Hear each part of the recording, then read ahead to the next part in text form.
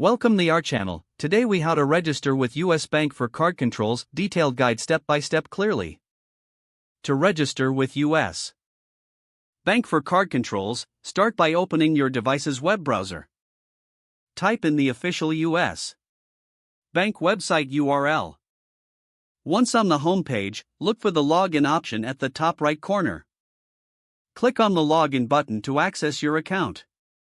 If you already have an account, enter your username and password. If you do not have an account, locate the Enroll or Register link.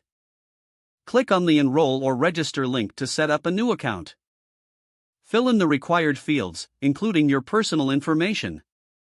This typically includes your name, social security number, and email address. Create a unique username and strong password that you can remember. Read and accept the terms and conditions. Once you complete the form, click on the Submit button. You may receive a confirmation email from US Bank. Check your email and follow the instructions to verify your account. Return to the US Bank homepage. Log in using your new credentials.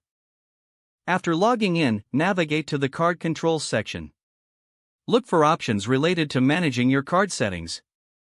You can enable features like transaction alerts, spending limits, and location controls. Make the desired adjustments based on your preferences. Be sure to save any changes you make.